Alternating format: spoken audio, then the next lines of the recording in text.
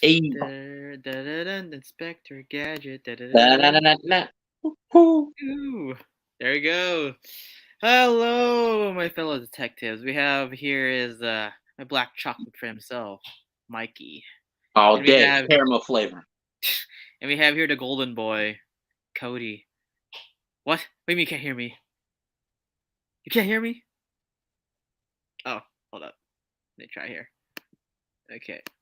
Yeah, Hear us let him now? back in. Gears? Uh, no, you lost him. But it's okay, man. He'll come back in.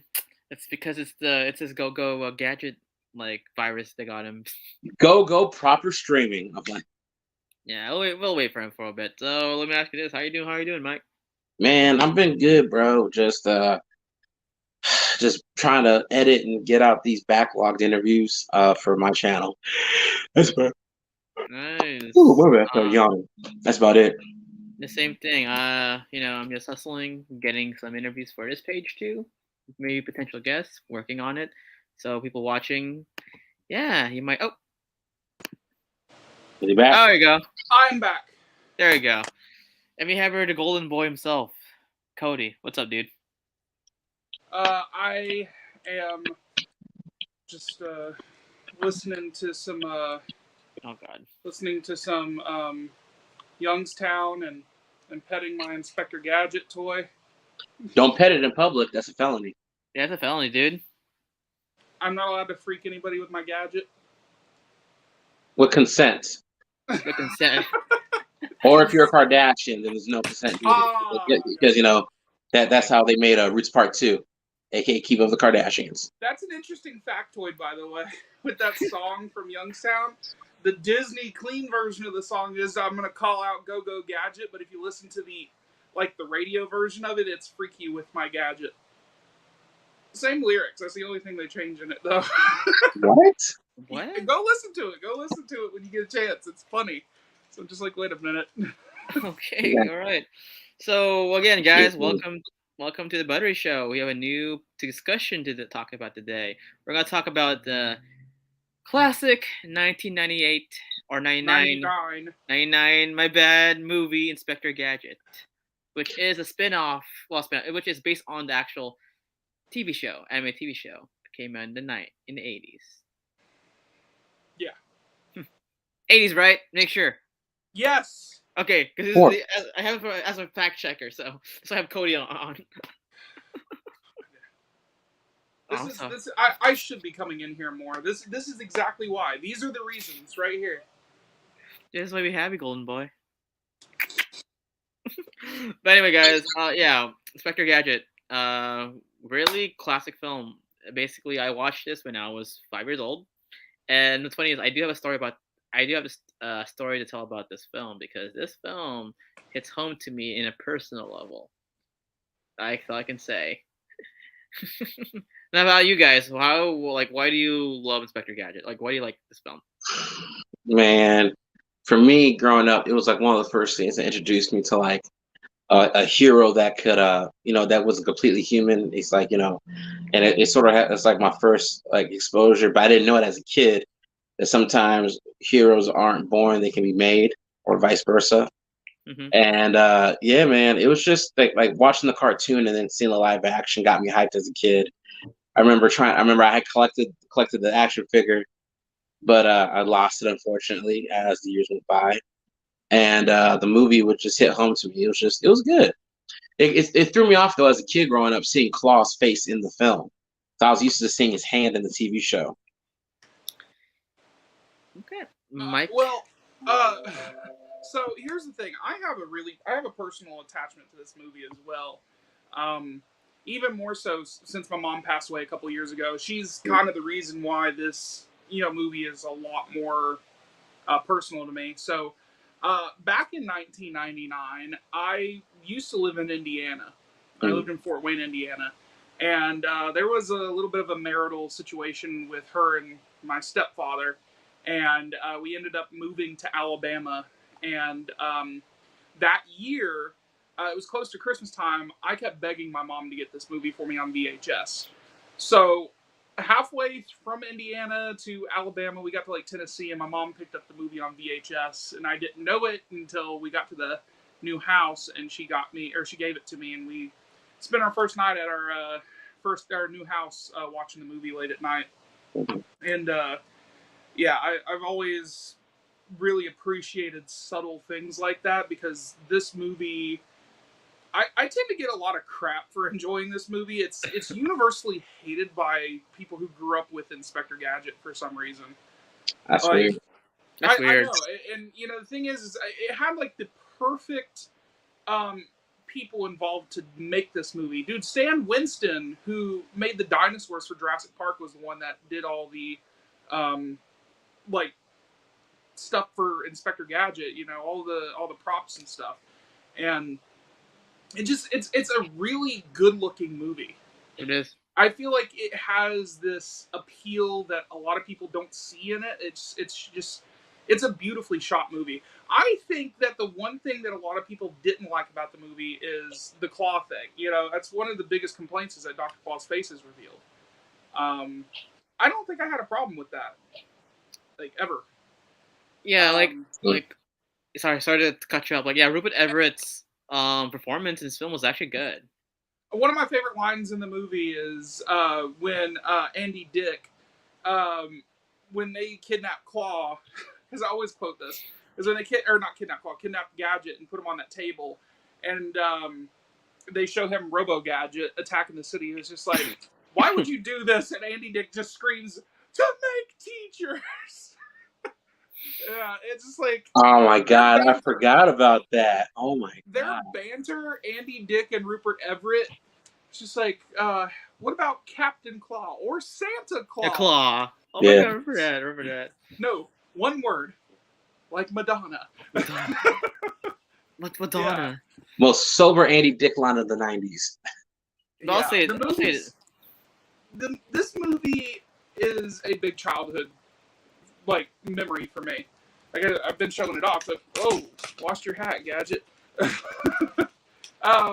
Yeah, I really think that this movie in general is just a fun film. Short movie too. Very short. Yeah, so for this film, I'll tell you a story. So this film was actually filmed in my mom's building. Yeah, like near the police precinct. Yeah, that was my mom's building. She still works there. That office where they legit drew off the Robo Gadget, that's my mom's office. Yeah. Whoa. So she met Matthew Broderick and she met the crew for Inspector Gadget. Did she get you an autograph?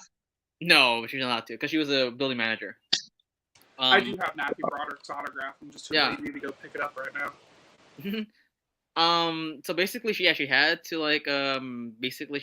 to manage that crew. Well, no, but make sure they don't, ruin her building because they were still filming during working hours.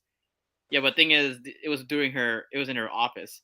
Mm-hmm. So everything, all the stuff they did, the fire in the table, Robo Gadget getting thrown off the window, that's all practical effects. They actually did throw off someone out the window. Yeah. And they actually did damage my mom's window. So what you're saying is they did damage to your mom's office. Pretty much. You're snitching, Ryan. They can still be held liable all these decades later. I'm playing. But the thing is, but the thing is, they did promise they will fix it. They did. They did give them our window. So I want to say that one of the things about this movie that is really kind of fascinating to me is that it's based off of a cartoon, very lighthearted cartoon, that this movie is actually pretty dark for what it is. even the jokes are dark as hell, dude. I've always said that I feel like within the first 5 minutes of the movie, yes, it's wacky. You see an animatronic foot, okay? But 5 minutes after that, guy literally dies. And it's kind of just dark. People blowing up and stuff. It's just intense. Yeah, and amputation too. You legit show how the bowling ball into Claw's hands. Yeah, the bowling ball was always cringe for me. But that was amputation. bruh. I think one of the craziest scenes is like when he's first testing out his hand and he's shooting out all like the paste in the park and everything. Uh-huh. I always thought that was like super actually, crazy because I was just like, how did he fit all that liquid in his arm? did you ever watch something called the movie Surfers from Disney back in the old days? They used to Disney movie Surfers. I Yeah. think so. They did a special like behind the scenes thing, and they had that scene. They actually showed what they did. They had gallons of toothpaste, actual toothpaste, and they were feeding it through a hose underneath Matthew Broderick's coat. Yeah. Well, yeah, I'm not shocked about that. I'm just like, as a kid, I didn't comprehend that that's what they would do. I was just like, you know, when you're a kid and you're in it, you're just like, where is that in his body and everything? Right. With sci-fi, we never question things, though. I know. You know how it is when you're a kid. Just like, you know, like I remember kids back in the day when I was like elementary school would actually like believe they tricked other kids into thinking that they were going to join the Power Rangers. So it's like, you know how it is with kids. Kids fall for some dumb stuff when they're growing up. Right. Yeah. But I'll say this. Can we take a moment to really talk about this, though? This is probably the best McDonald's toy Ever. they have ever made. It's literally multiple pieces, water gun, and your own personal French fry grabber.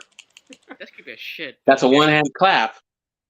Yeah. Damn, that's a good toy. Damn, like honestly, I miss the toys of back then. The toys back then were legit creative. Now it's no offense, like you guys. For me, I think the one thing as a kid that really like didn't really make sense, but as an adult, you know, everything's different when you're an adult. But in retrospect, when I was younger and I was in the mindset of watching the film, I always was waiting for the dog to be like in the animated TV show, like standing on his 2 feet and just like getting the shenanigans with his niece. And but yeah, man, I mean, it's just crazy just to see the contrast of what can translate into live action and what can't. Oh, you mean Brain? Yeah, Brain the dog, right? Yeah.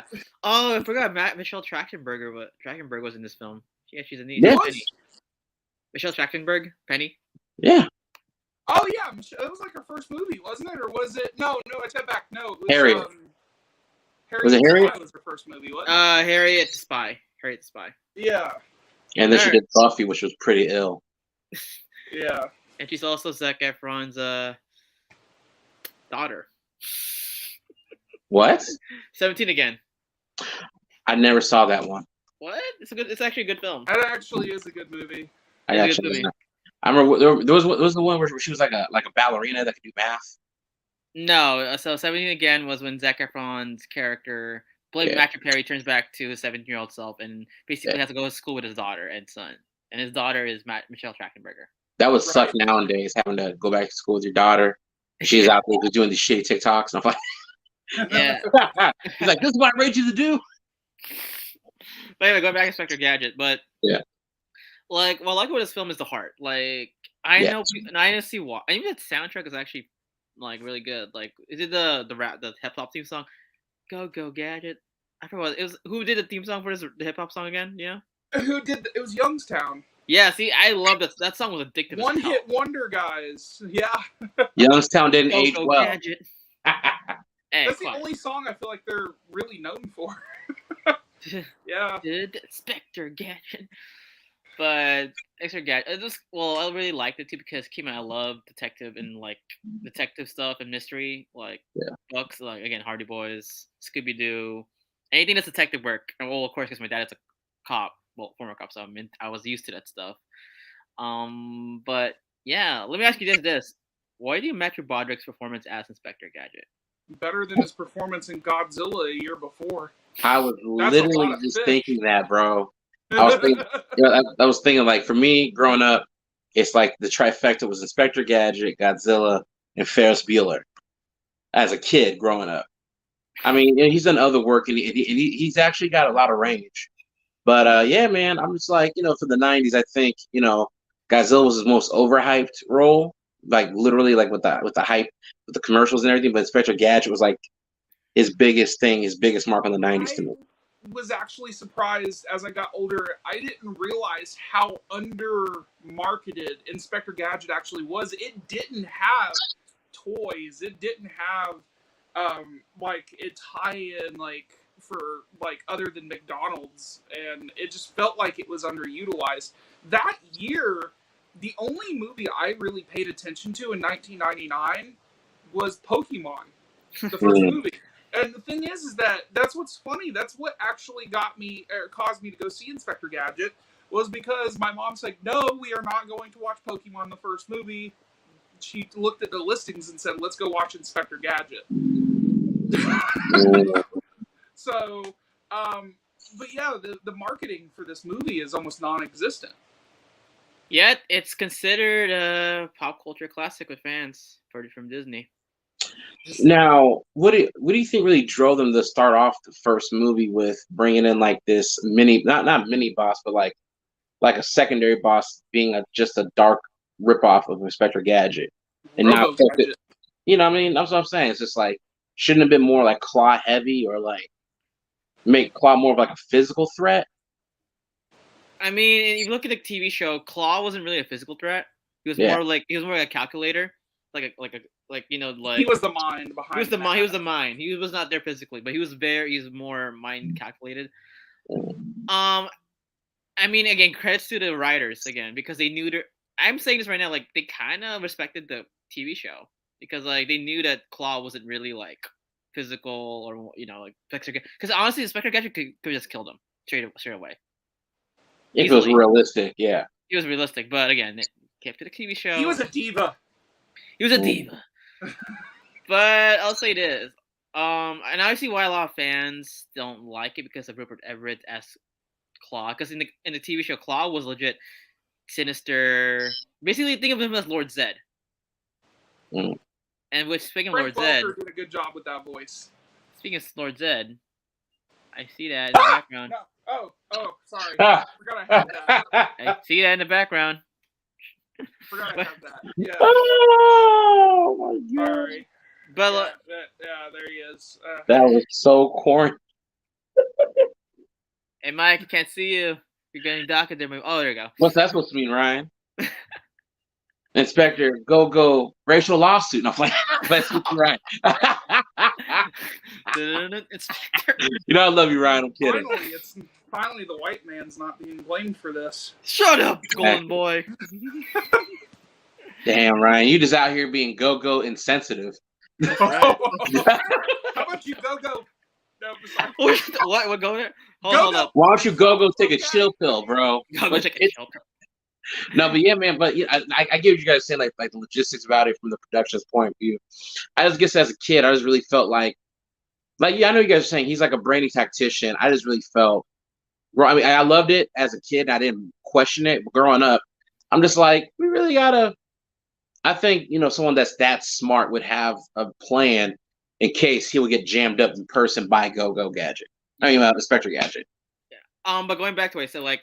Because again, Rupert Everett, like as Claw, yeah, like yeah, like the thing is, Claw was not really like a dramatical theater guy or like very suave, but he still had a sinister tendency as Claw. Do you know what his only crime was, Ryan? What? That he was fat. One time before, he was fat. I feel him. I relate to him. I want to lose my hand and get a claw. Dude, man, tell me about it, bro. But anyways, my quarantine weight. His origin story in this was a little weird, though. He's just like, yeah, I lost like hundreds and hundreds of pounds just to become a diabolical villain. But still, like, he has his own enterprise, and the fact that he does F off his minions, like, he legit. Something just hit my head, if I remember correctly, because his Skolex Industries was the name of the empire, and I remember one of the weirdest jokes in the movie was just like, CSI. Go Gadget Spanish translation. C means yes. Oh yeah, I love that. Man, that was hilarious. Yo soy Inspector Gadget. Inspector Gadget. But yeah, like again, I'll say of all the films I watched, I can't say that, but like the pacing for this film is actually really good. Like not once, it's rewatchable. Like I watched this film like 15 times. A Or more than 15 times. A movie can be loved, even though, like, to a lot of people, it can be a terrible movie to somebody, and it can, like, to someone like me, like I said, it is actually to a lot of people mercifully short. What did I check the last? It was like an hour and 14 minutes long. Yeah. It's a very short movie, and it's a really weird runtime, but it gets the job. like, it gets the job done, though. Huh? It gets the job done, though. Oh yeah, I think it just again. First off, can we just backtrack to realize that the guy who directed this movie only directed one movie before, David Kellogg. He directed Cool as Ice. You know, that smash hit Vanilla Ice movie. Oh. But here's the thing. I like the look of this movie. Yeah, I love how beautiful it looks. It's kind of got a noiric type of look to it for an Inspector Gadget movie. It almost kind of reminds me like a mix between Batman and RoboCop. Mm-hmm. Yeah. And it makes it feel like something unique outside of the fact that it's an Inspector Gadget movie. Sometimes it's just a fun turn your mind off and enjoy movie. You know what's funny? That director had 2 different films where the main character had like a 3-part catchphrase. It's like ice, ice, baby, go, go, gadget.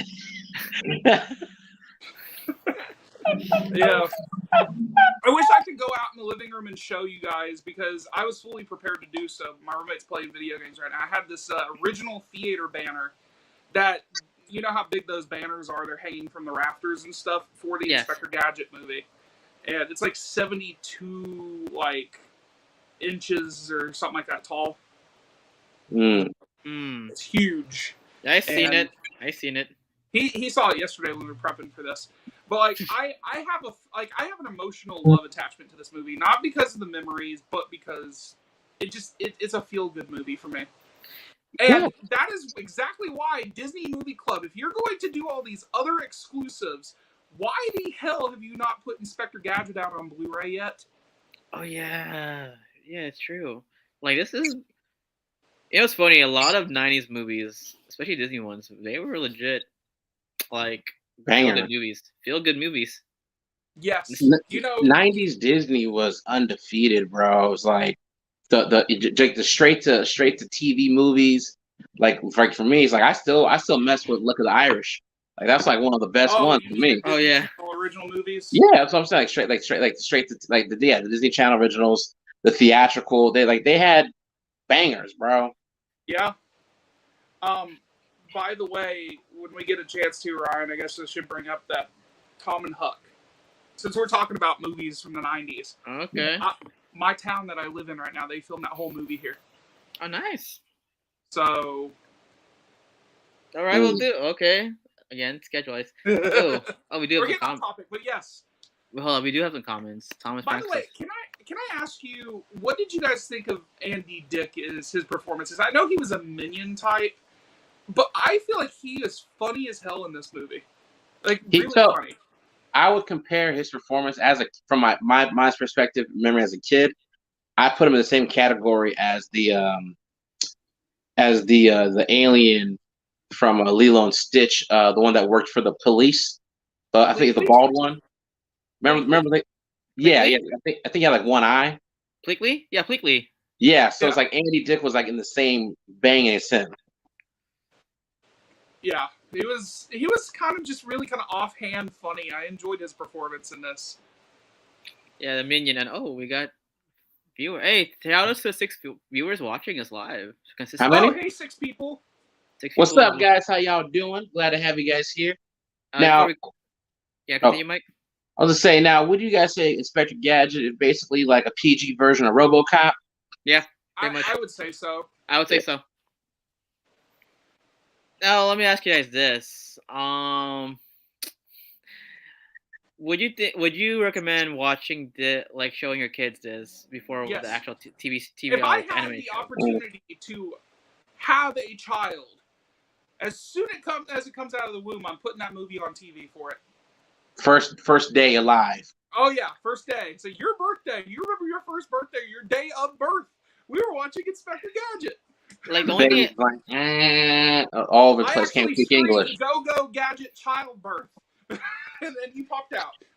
yeah, like the only reason why, I found out about this film was again my mom, because my mom said like, Yeah. oh, we want, what was a Disney film called Inspector Gadget, and then like, well, my dad was like, oh, the animated show, because my dad knows it, the animated show, and then like, but again, TMI, it was undermarketed. That's why you're right, Cody. Because the thing is, they might not even know who was the actor for Discovery Inspector Gadget. And Do yes, we have fact checkers? Do we have fact checkers here about something? If I were to bring it up real quick, can you fact check, sure. Ryan? Sure. If I remember correctly, the only time I ever saw this movie marketed anywhere for any kind of brand outside of McDonald's was Dunkaroos. There was What? a box, they were promoting Dunkaroos, and I remember Inspector Gadget Dunkaroos. I want someone to prove to me that's right. That's just something that hit my head right now. I haven't thought about in 20 years.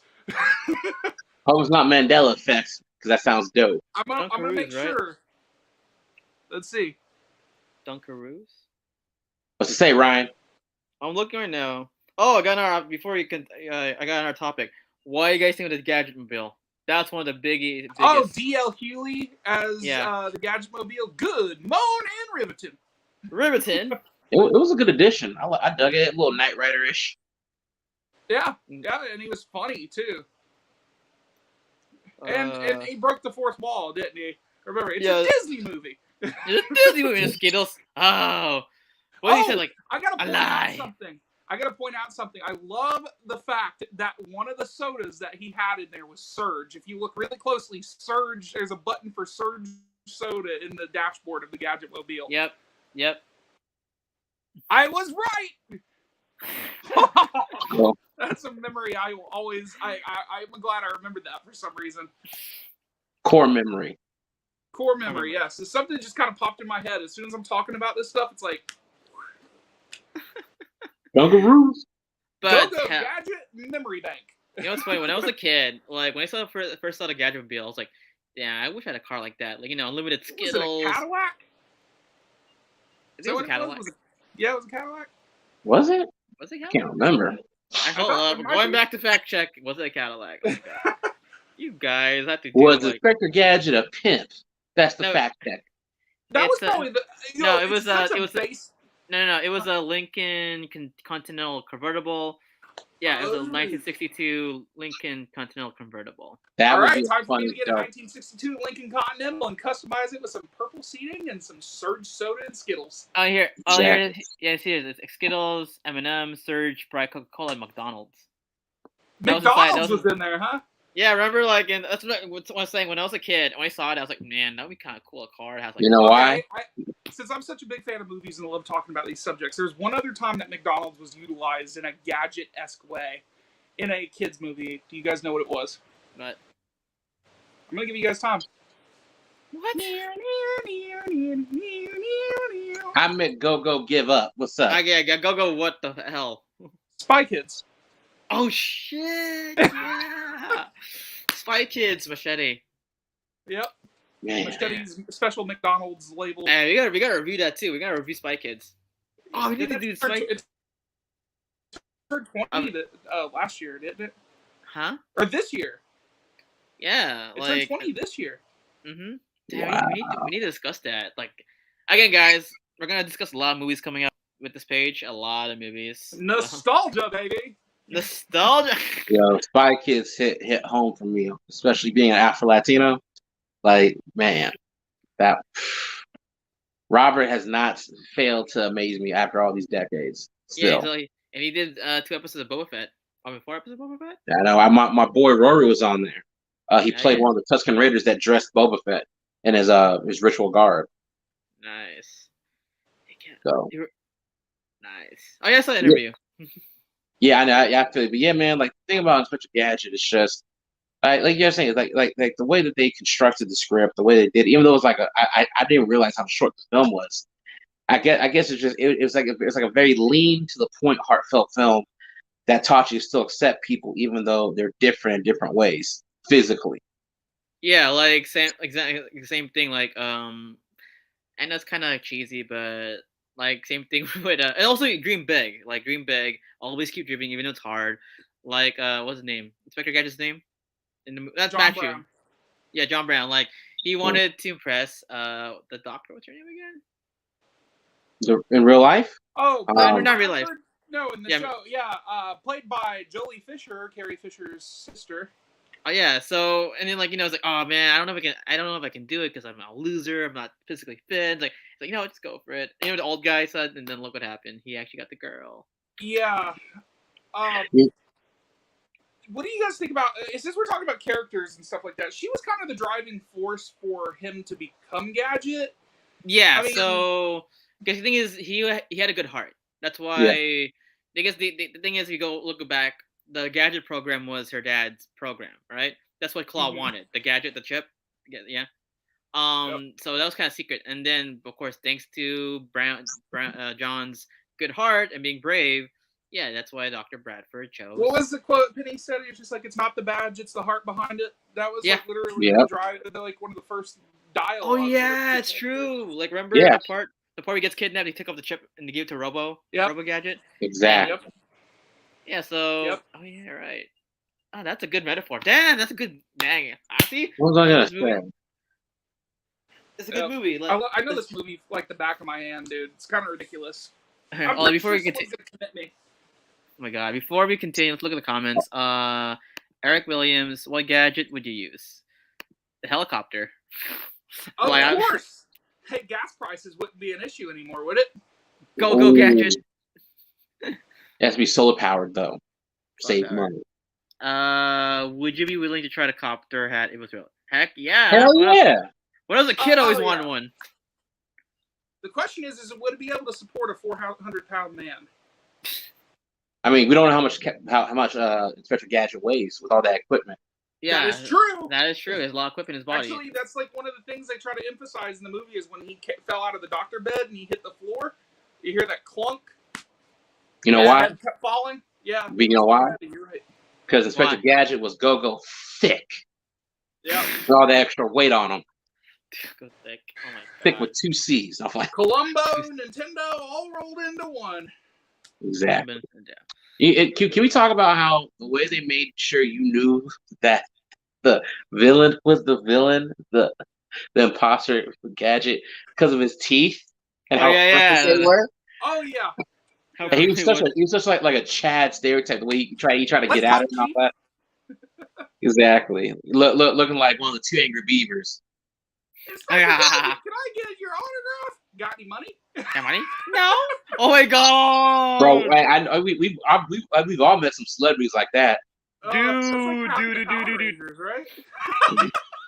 Dude, it's funny. Like, what's funny is like, remember autographs? Back then was just for, like just for like a good company, good for fans. But now, shit, he just predicts the future. The convention's like, it's like, hi, Matt, you got any money? Oh yeah, you're right. Yeah, this movie. Okay, going back. Damn, this movie has talking about it now. Like, there's a lot of hints in this movie, a lot of references that's now prominent in our today's society. Not today's society, but now. Now, the thing I feel that they could have did as an adult, looking back at it, I think that they should have had Penny be like a handy capable character, so that way Gadget being someone who is a cyborg or in the predicament he is could have been like more like an inspiration for her or for kids watching that are that have like a physical hinderment or something like that. Yeah, I would have totally been fine if they had an autistic character, her being autistic, because I'm autistic myself. So, yeah. By the way, there is a lot of behind the scenes information about this movie. There was actually an extra 15-20 minutes of footage that was cut, and if you go look for on YouTube, there's actually a whole scene of Gadget cutting or making dinner for Penny with his new gadgets. Yeah. Huh. I mean, wasn't that shown in Inspector Gadget 2? No, well, I never saw it. But you go look for a trailer. It's called, just type in Inspector Gadget rare trailer, and it will show this footage in the trailer. It's like, and there was an extended scene of Gadget, Robo Gadget, on the bridge, where they were racing like shopping carts. What? There was towards the end of the trailer. Actually, he goes, "You want a martini?" Like they literally. He made, "How about a cocktail?" Like making alcohol for Gadget. Go shop while they're running the shopping cart. Go DUI. Yeah. Yeah. I'm not even joking. You guys go watch that trailer after we're done with this discussion. It's kind of enlightening to know that there is more footage for this movie. Yeah. Can you tell I'm obsessed with it? Yeah, I could tell. We your toys. No. No, it's not. No. Really? Are you? I'm not. No. I don't sleep with this every day. What are you talking about? Nerd. I don't look at it for power and inspiration. But going back, you know what? Damn, Disney. We were watching this. Can you make Inspector Gadget 3 for just Disney Plus? Actually, you should. It has been sitting on the writing table for about 4 years now. I think they're rebooting Inspector Gadget. Interesting. Yeah, like for a new generation. Because the thing is, again, what's funny? So I interviewed the Hardy Boys, right? For little subtle flex. There he goes. He's plugging. There he goes. But the thing is, I asked the cast, like, okay, like which individual detective team or individual would you like to team up with? And then Kristen Nazaire, who plays who's a new character in who plays Belinda in the Hardy Boys for season 2, said Detector Gadget or Inspector Gadget. Like, wait, you know Inspector Gadget? I was like, so it just shows like, hey, people still know it. People, you know what? So do make a reboot. I think Inspector Gadget, if they didn't do it too dark or anything, would make a god tier elite manga or anime. Really? I think they tried to do that with Netflix a little bit. Well, what show? Well, they redid a Netflix show. Netflix did a reboot of the Inspector Gadget cartoon, and they did. It was kind of different. Yeah. Interesting. By the way, if we were to fan cast Inspector Gadget for the new movie, I'd call for David Schwimmer. David Schwimmer, yeah. I like David Schwimmer. And then Penny, I would say. What I did for Penny? I would do actually, no, it's pending. If it's like an adult version of Inspector Gadget, I would go Haley Steinfeld as Penny. But if it's a younger Penny, I would choose if we're doing fan casting right now. Yeah, I actually know who. You know who I would want because of his comedic timing? Bill Burr as Inspector Gadget. You know what I'm saying? Because they could do like a little bit of like a different take on it, or like he was never that good as a cop, and he's like a meter maid who gets into the situation where he gets into the accident, and then basically that's kind of what they did with Gadget, anyways. This is like the 4th kitten I pulled out of a tree this week, and I would like to be a part of a real case. No, but you met Bill Burr as a disgraced meter maid becoming a cyborg with the way Bill Burr likes to complain about stuff. Come on. I could see it. Some disgruntled person who gets ticketed just beats the crap out of him, and he gets gadgets put in him. Hey, I'm writing your script for you, Disney. Hey, you know who I cast as a Claw? It'll be funny as hell, but I'll put Peter Dinklage. Oh, Peter Dinklage. That would be Dinklage interesting. is Dr. Claw. Yeah, it'd be funny as hell. Be like, imagine that. Like, what's funny is like, don't announce who Dr. Claw is, right? Don't announce he's in the don't announce who has been casted. Just watch the series. Actually, and then, do you know what just hit my head, Ryan? Yeah. I'm imagining Tim playing Inspector Gadget right now. I'm just imagining Tim playing Inspector Gadget. Think about it, though. Think about it. The Gold Ranger playing. That would be. You know what? I'm trying to think. Tim's personality, though. Think of that personality that he has. Yeah. If we had to do like diversity casting for it, though, like if to make it like obscure and different, Kumail Nanjiani as Inspector Gadget. That'd be crazy. Who would you guys want to play? Claw. I said Peter Dinklage. You said Peter Dinklage, but I'm talking to you specifically. Who would you think would be a good Dr. Claw? Now, if we're doing strictly just voice, no physical appearance, and because I just ran back into him, Gary Sturgis from Static Shock. He would have the craziest claw voice. Who else besides Gary Sturgis?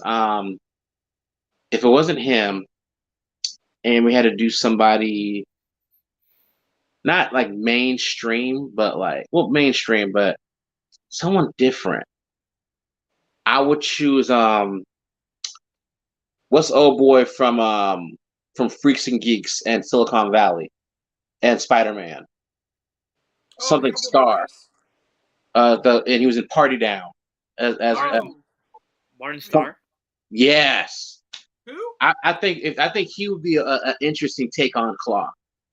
Martin Starr, the teacher from the Spider-Man Home trilogy for MCU. Oh. Mr. Harrington. Oh, gotcha. I think he'd be a good. I think he could pull off Claw. I'm going to say Ryan Reynolds.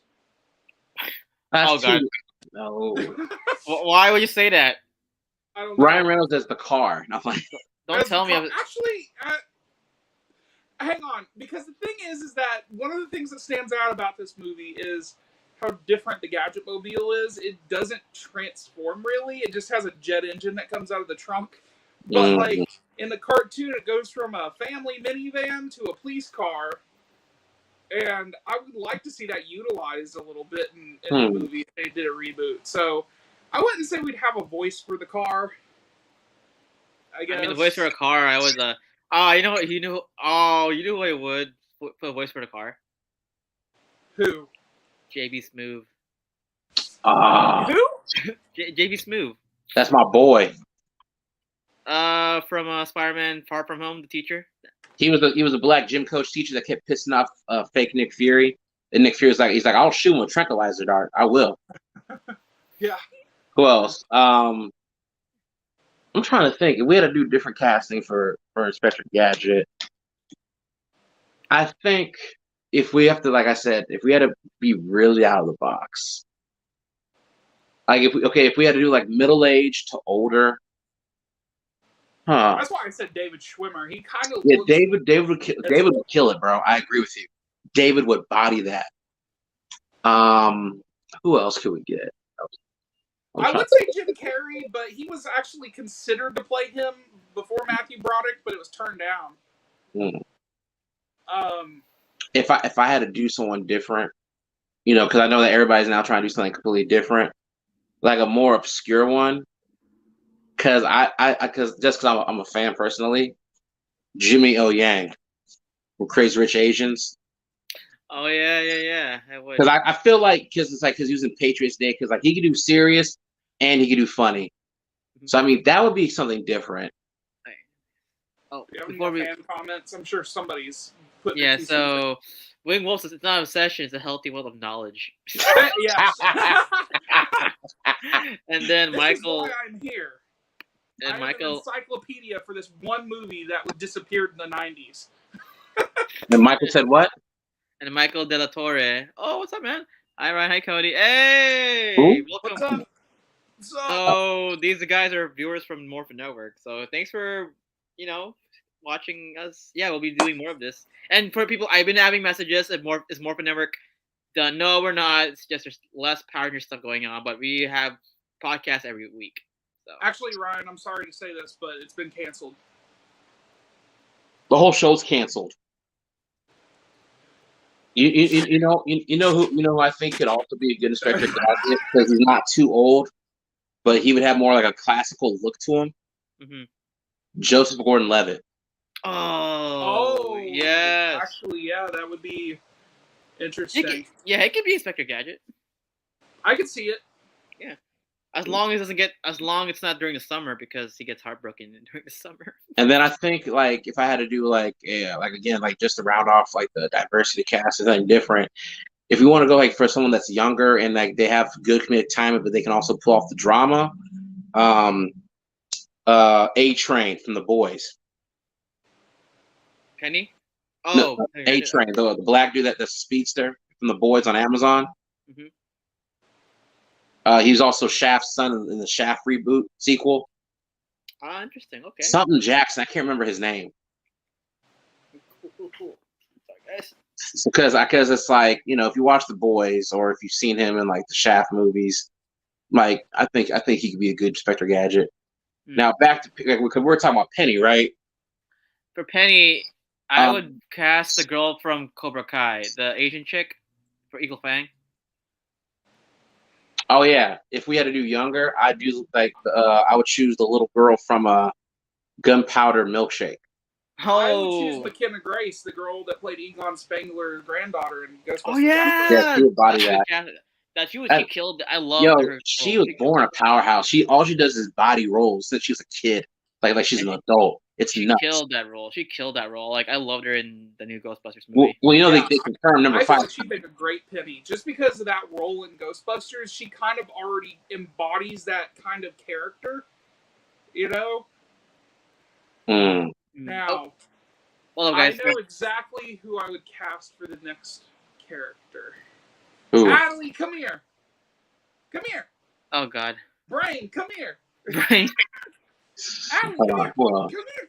Come here. You want to be Inspector Gadget's dog? Come here. Come here. Come here. Right. Show that. If we Aw, hey, look. It's Brain.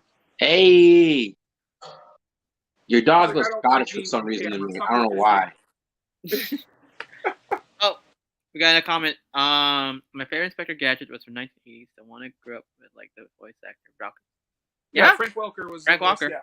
He's also the voice of Freddy from Scooby Doo. Oh, let me see. You need to get his autograph. Another. I already got his autograph. What? I hate you. Over here on the comic, I don't know if you can see it. You know what? I think could play a good Inspector Gadget because it's like I think you'd have a good personality, and it'd be something like if you had to bring like a foreign actor for it, John Boyega. Okay. See something different. Now for Claw, if we had to see his face, I think a funny casting to me. Matthew Broderick. Tom Hardy. Oh yeah, Tom Hardy. I think Tom Hardy for some reason. Funny, the reason why I'm thinking about that is because of seeing him in Peaky Blinders. Oh, you think you can go Gadget, do you? No. I got. You know, be the perfect gadget just for this era. Because of the right time, who has the lovability and the charisma as a gadget? What's his name? Who plays Scott Lang? Paul Rudd. Oh wow! Paul Rudd can be an Inspector. He can be Inspector Gadget. Like I am tossed up now. When you said Paul Rudd can totally play that role. Like, cause in Ant-Man, like I'm watching, like, cause I'm thinking of the animated show, like Paul, and also in Ghostbusters, I'm like, dude, Paul Rudd can mix a comedy with the heart and the drama. There are some moments in Inspector Gadget. There was drama. One of my friends just messaged me saying David Tennant. David Tennant? Oh. Hey, put in the comments here, bro. Put in the comments here. Tell him to comment in our stream. But he said David Tennant. Who is that? David Tennant is the Doctor Who. Oh yeah, you could watch Doctor Who. Have you watched Jessica Jones? No. I kind of stopped watching the Netflix Marvel shows because, well, Daredevil's the only one that really mattered to me. Oh, since you brought him up, a great Claw would be Michael Shannon, but Michael from Underworld and Good Omen. Oh yeah. He plays the werewolf in Underworld, Lucius. Yeah, it could possibly, yeah. No, because he's funny as hell too, bro. If you watch 30 Rock. By the way, so 2 guys on this list that were asked to play Inspector Gadget before Matthew Broderick: Jim Carrey and Robin Williams. I would have selected Jim Carrey. Jim Carrey would have played a good Inspector Gadget. It's just like the thing is how much better would the movie have been with him though? No, here's a problem. Like what made Inspector Gadget very unique is because it's actually Inspector Gadget, right? It's not Matthew Broderick. It was Jim Carrey. People will just make, it's a Jim Carrey movie. Yeah, exactly. That's what I'm trying to say. Would it be better? I feel like I kind of imagining Robin Williams just because of how wholesome of a person he is, and the way his characters are. He almost seems like an uncle. You know, Uncle Oh, you're John. right. I take it back. I go to Robin Williams. Yeah, I take it back. I go Robin Williams because I think I think Jim Carrey because of the marketability. That's why. Yeah, if they oh my bad, you were saying. You know, Robin, you know, at the time he was still with us at that point. So I totally would have loved to, if there was an alternate universe, if I ever start traveling dimensions, watch that movie. Because I feel like Robin Williams would have done a great job with that character. Bruh, you know what? If they had to do a dark reimagining where it wasn't wholesome at all, and it's like that, like how they did Bel Air, like it's like a dark drama. A great gritty Inspector Gadget would be Josh Brolin. Oh my god! Interesting. He's like go F yourself. Directed by James Cameron. Produced by Adi Shankar. Oh my god! Coming soon to a theater near you, Inspector Gadget. Rated R. Adi Shankar, if you see this, bro, we need a bootleg universe of a dark Inspector Gadget. Oh Robot Chicken actually did that. There was that scene in Terminator where they go into that factory. Not Terminator 2, the first one, where he gets smashed. Penny's running away from Gadget. Man, and it's that scene of the T-1000 or T-800 clawing at Penny, and the thing just smashing down on Gadget. Bro, for this dark Inspector Gadget with Josh Brolin, the greatest claw would be Joaquin Phoenix. Like a dark, gritty, imagine, hang on. Imagine this. Keanu Reeves is Inspector Gadget. And then, John Wick with robot capabilities, bro. Bro, you just kill Brain.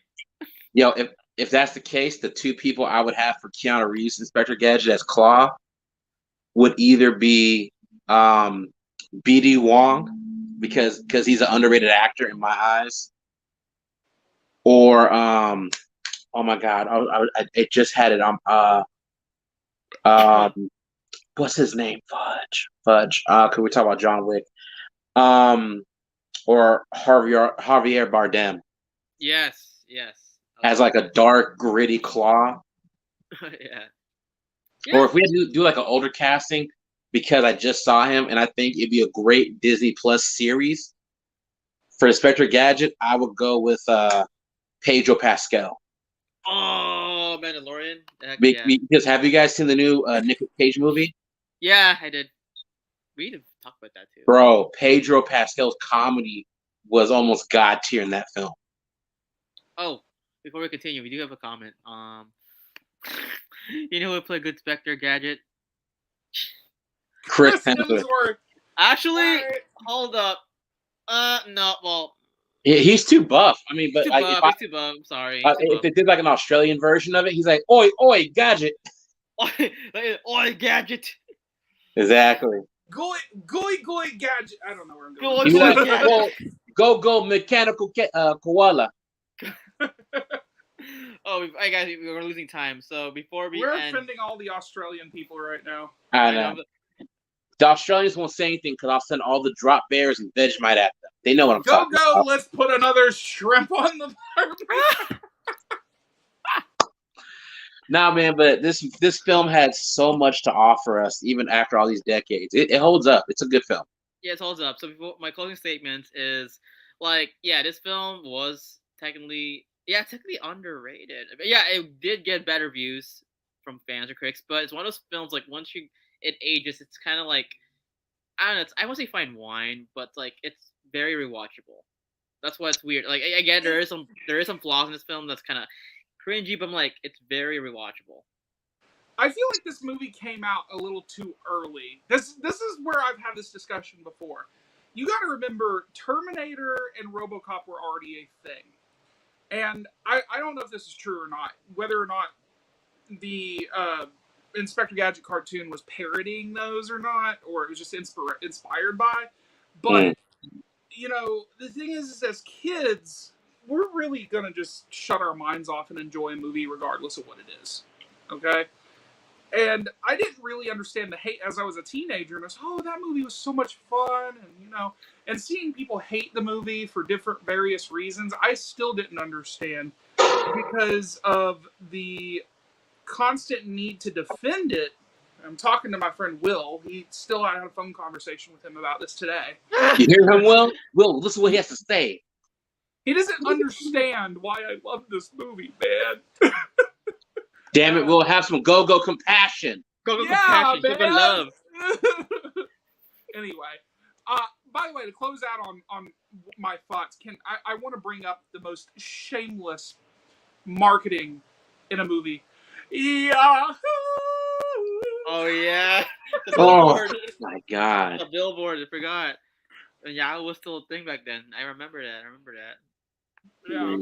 But yeah, this film, I mean, we could talk for hours about this film, but this was fun. But it was fun. But again, Inspector Gadget, it's in Disney Plus. Go ahead and watch it. Do it now.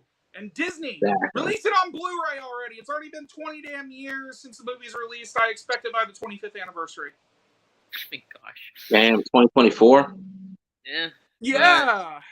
2 years, bro. Come on, let's go already. But anyway, guys, great Inspector Gadget.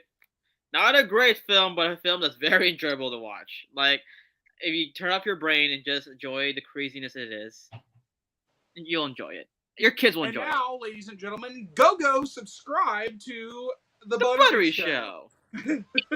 Yeah, so please subscribe to our page. We're not brand new. We made this page in 2021 early. I think 2021 or 2020. We did it for the Bad Batch. Yeah, we did for 2021. And Loki, yeah, so it was last year. Yeah, so we did it around March. Basically, we were just playing around, see how it goes. But then, we realized that you guys didn't like us, so until some of my friends were like, "Hey, let's make this again. Let's revive it because there's potential." So thank you, Mike, for letting me inspire me to do this thing. Of course, man. Even though I'm spread thin with my other stuff, I will always make time for the Buttery Show because reviews are slippery when they're wet. Exactly. But anyway, guys, where can I find you on social media? Starting with my black chocolate. First of all, guys, Ryan earned the right to call me that because he introduced me to the Gold Power Rangers. If you guys can do that, you can call me Black Chocolate too. But so yeah, I know. So my social media panhandle is under Kingdom Kid 90, or if you type my name, it's Mike Fallon, Fallin. I know it's an extremely Irish name. You can check out my work on my other channels and other collaborations. And yeah, guys, I hope you enjoyed your time listening to us talk on the Buttery Show. Yes, and thank you for the 6 viewers watching. Thank you. And then, Golden Boy, where can I find you? First off, can I just reiterate something real quick? That Ryan, if he didn't know me, you would have never met the Gold Ranger. I know, but Ryan, Shut up. Ryan invited me directly because he's like Black Chocolate. I had to invite him because I couldn't go. It's all because of me. Because he's my dad, but it's still me. One of them is your dad. Literally, I'm serious, guys. Me. Go family tree. tree. I asked him to fill my spot. That is a catalyst. I am the catalyst of him being. You are the root, and I thank you. So you can call me Black Chocolate too. Appreciate you. No, let's call himself Golden Chocolate. Okay, you can find me at Cody's House of Geek on YouTube, and you can follow my page Growing Up in the 90s, where I am obsessed over anything 90s related, movies, TV shows, video games, toys. Everything. You can find me on Instagram, Ryan Buetta, DancerBoy247, and I have another page called the Morphin Network. If you join Power Rangers, please be sure to follow that and watch. Exactly. Remember what Klaus says, if you need to lose weight and become a villain, you have to avoid go diabetes type 3. Oh my gosh. So yeah, guys, this is the Buttery Show. What's coming up next? So tomorrow I'm going to discuss with my good friend Noemi. Sparkling vampires. Someone says go coronavirus 2020. He had to be a vampire before he became a bat, right? I'll say this. Yeah, we're gonna review Twilight tomorrow. So, damn it, Noemi. But yeah, we're reviewing Twilight tomorrow, the first one. So before Edward became Batman. Oh God, sparkly Man. vampires. And You're poor gonna need Blade to book found it his for family. tomorrow, Ryan. And this Friday we're gonna review the Goofy movie at later time, 6 o'clock. Yeah. We listen to Then next week, the Doctor Strange. Yeah, so we're gonna review Doctor Strange. That'll be on Friday, May 6th, not May 5th, because we're gonna be watching a movie. So we're gonna have me, Clement, Noemi, possibly this golden chocolate. You won't be seeing me. I'm a recluse. You can come in if you want. Yeah. And we put that on Agamotto. Yeah, I got Gamoto. Oh, and then next Tuesday, no, this Sunday, we're gonna review Parent Trap. Me and my friend Other Mike. Well, there's three mics. There's another black mic. Yes, another black. I'm gonna go leave now. See. Wait. Do you love Parent Trap? Do you watch Parent Trap? Of course I did. Okay, you're in this now. You're gonna be in the podcast with me now. When are we reviewing my favorite movie? It's up to you. I'm asking you. You're right. It's gonna sit for about a month or two. See, this is why I'm like. I am a busy man, Ryan. You can't milk me for everything I'm worth, man. How dare you, Ryan? You're a That's monster. the go sympathy. Go Yeah, Power you can Rangers. just go yourself. Yeah. Okay. All right. So Thank you, guys. Oh, and also it's Saturday. I interviewed Gary Sturgis. The interview will be up. Our very first Buttery Show interview. Gary! So the voice of Ebon, the voice of Phantom Virus. It'll be up this Saturday at 10 a.m. Pacific time. It's gonna premiere, so be sure to watch that. And yeah, hope you guys enjoy it. And we have a comment here. Who is this? Any other comments? He was killing Harry Potter to become a Sparkly Pet. So he is dimension jumping after he dies. Yeah, Robert Pattinson. But I do love. Son! That's my boy! Hey, so we need to review all the Harry Potter movies starting in October to December. So yeah. All right, guys, this is the Buttery Show, and yeah, see you guys tomorrow with me and Noemi as we review Twilight. But anyway, guys. Oh, it's cute. Actually, hold up. I'm gonna do a screenshot of that. Come on, this is for my memories. Hold up, guys. Good, put it on. Keep it on. Alright. Alright, smile. Alright, got it. Alright, guys, this is the Buttery Show. And stay buttery. Alright, see you guys. Like Midnight Cowboy. Like Midnight Cowboy. Alright. Alright, bye.